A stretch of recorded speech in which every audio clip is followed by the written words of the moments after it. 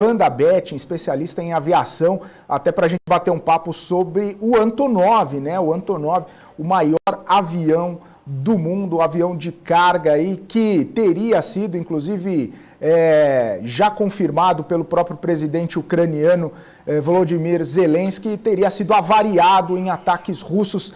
Panda, seja bem-vindo aqui à nossa programação, prazer falar contigo. Tudo bom? É um dia triste para a aviação, hein? Na verdade, um dia triste para a humanidade, porque Sim. Guerra nenhuma se justifica, né? Pois é. A falha da diplomacia e o... Pois é, desculpa te interromper, eu ia falar, pois é, a gente está mesmo consternado, né, com toda essa situação, e ainda mais por conta dessa situação com o Antonov, né, Panda? A minha pergunta de leigo, inclusive, é o que perder esse avião gigantesco aí significa para a aviação mundial? O que esse avião significa e o que a perda dele significaria? Olha, a aviação não é diferente de praticamente nenhuma outra atividade humana e a gente sempre desenvolve um critério, que é o critério comparativo, né? Sejam instituições financeiras, hospitais, aviões ou carros, né, ou qualquer tipo de máquina, ou mesmo instituições, ou até mesmo atletas. A gente mede um ao outro utilizando réguas, né, a régua do tamanho, a régua da velocidade, a régua da durabilidade, né? E a aviação perdeu um dos seus máximos, perdeu o avião mais pesado, de maiores dimensões, e um avião que ele não era notável simplesmente por ser o maior, né? Ele era um avião muito notável porque ele era, além de tudo, único. Só existia um. A fábrica que o produziu, né, foi o aeroporto em que a fábrica se localizava, enfim. Esse parque aeronáutico ucraniano está sendo destruído enquanto a gente está conversando. A possibilidade de outros Antonovs como esse serem produzidas provavelmente já não existe mais.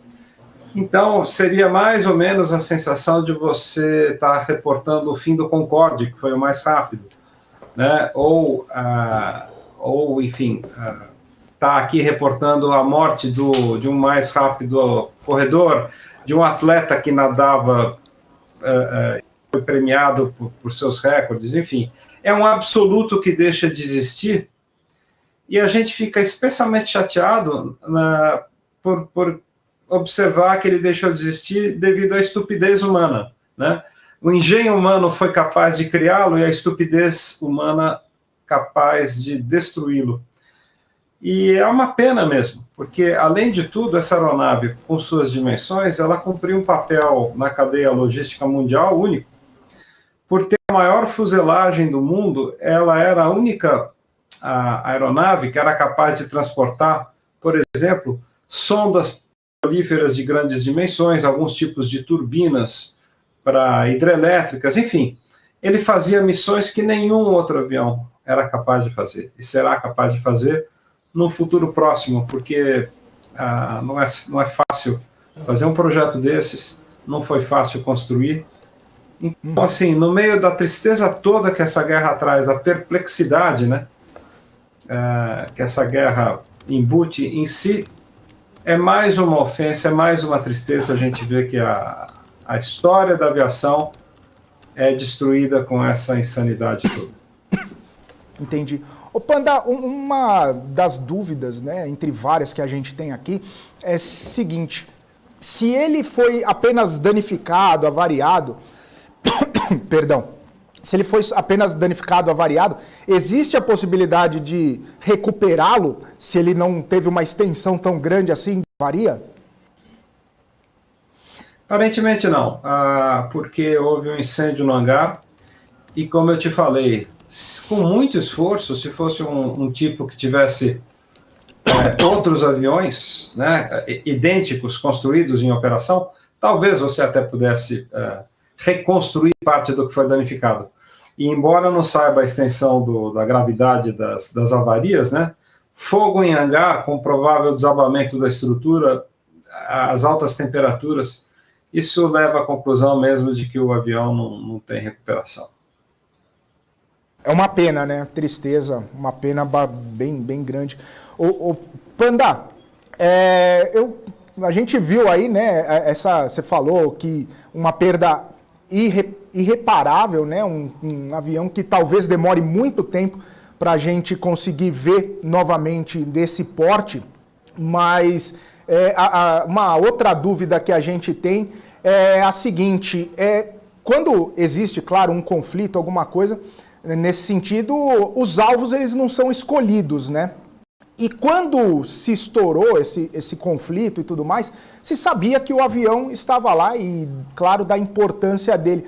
Existia alguma possibilidade, existia algum lugar seguro para ele ser transferido, ele ser transportado? Porque a gente sabia, talvez, que pudesse acontecer algum tipo de situação envolvendo o avião. É claro, a gente sabe da extensão, que as vidas humanas são importantes, que as pessoas estarem bem, estarem protegidas é o mais importante numa hora como essa, mas para quem vive a aviação, para quem vive, né, com esse avião, talvez salvá-lo, talvez tirá-lo de um ambiente de risco também pudesse ser uma prioridade, né? Na verdade, né, de novo, né, eu não sei exatamente em que circunstâncias esse Antonov passou os últimos dias operacionais dele, mas existe uma boa probabilidade dele estar sofrendo algum tipo de manutenção e se encontrar indisponível para voar. Porque acho que seria muita ingenuidade, leviandade por parte dos donos da Antonov Transport, que é o nome da companhia que operava esse avião, manter essa aeronave no aeroporto sede dele, sabendo que uma guerra com a Rússia, ou pelo menos uma escalada, né, nessa beligerância, era algo sobejamente conhecido, não foi da noite para o dia, né? Foram semanas e semanas em que a situação foi se agravando e qualquer pessoa em sã consciência pensaria, bom, a coisa aqui, a chapa está esquentando, vamos tirar os aviões daqui. E a gente percebe que isso parece não ter acontecido, né? Então, de novo, fica a dúvida. Não aconteceu porque os proprietários acharam que nada de muito pior poderia acontecer, ou porque talvez a aeronave estivesse indisponível, passando por manutenção, e ela não tivesse condição, digamos, ser levada para um aeroporto em qualquer nação próxima, enfim, em que ela se encontrasse a salvo. O fato é que o Antonov 225 foi um avião que nasceu justamente no período anterior, né, à dissolução da antiga União Soviética. Ele foi desenvolvido quando o poder emanava de Moscou, pela Antonov Design Bureau, que é esse fabricante de aeronaves baseada aí na Ucrânia, né?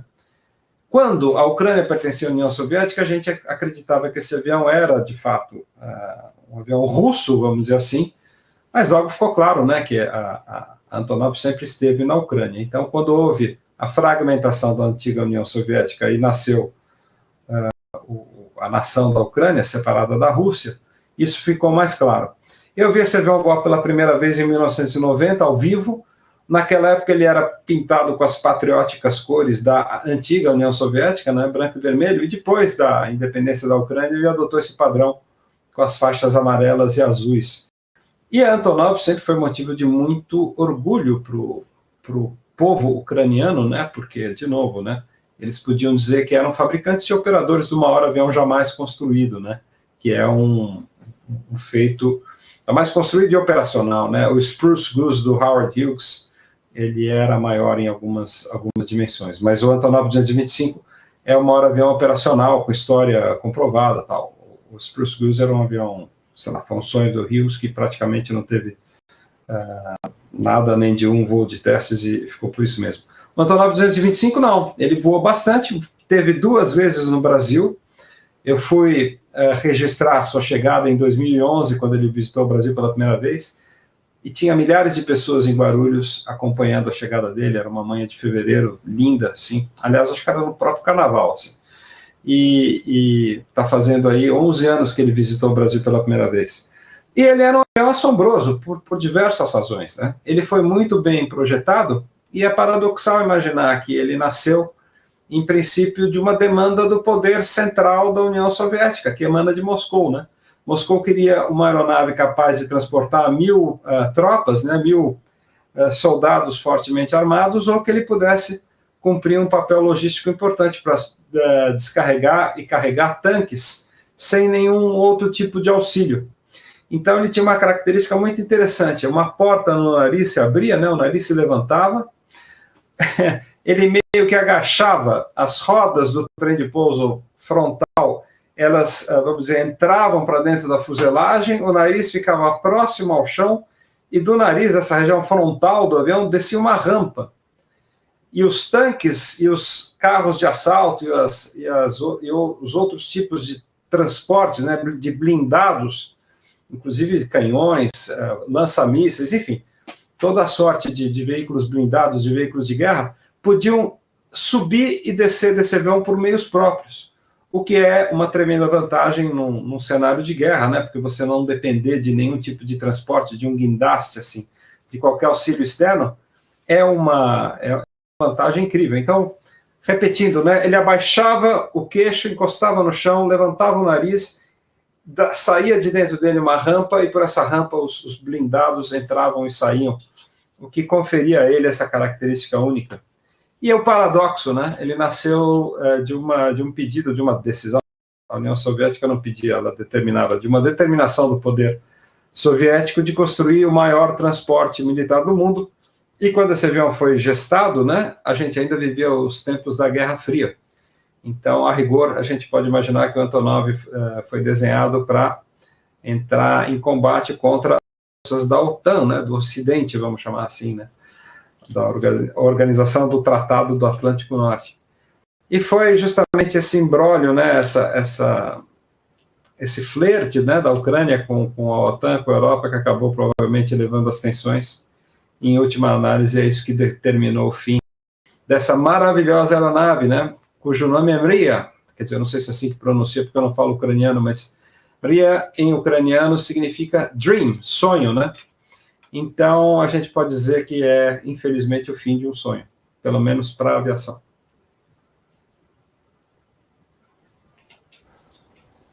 Rafa, fica à vontade para fazer pergunta. Com você, Panda, numa situação tão trágica como essa, a gente observou, né, vimos agora informações de que o sistema de defesa aérea ucraniano ele teve um erro de atualização em 2020. Né? A última atualização dele tinha sido em 2020, e que esse sistema, inclusive, ele era um sistema russo, salvo engano, e isso facilitou muito a entrada dos aviões russos contra a Força Aérea Ucraniana. Né? Logo de cara, quando a gente cobriu aqui a situação, nós vimos ali, eles acabaram com... veio a notificação, neutralizamos todo o espaço aéreo ucraniano. Então, como é que você acha que essa situação tão trágica vai acender um alerta para os outros países na hora de se defender, né, nesse tipo de situação, né, talvez colocar isso como prioridade máxima, e o que os países da Força Aérea podem fazer para conseguir se proteger desse tipo de situação, na sua opinião? Olha, eu não sou um expert na área, né, eu não tenho conhecimento específico desses sistemas e, sobretudo, de qual o tipo de conexão ou de formatação dos sistemas de defesa aérea ucranianos. O que eu sei é que ele era fortemente dependente da tecnologia que vinha da Rússia, porque essa é uma realidade praticamente constante para todos os países que um dia formaram a antiga União Soviética.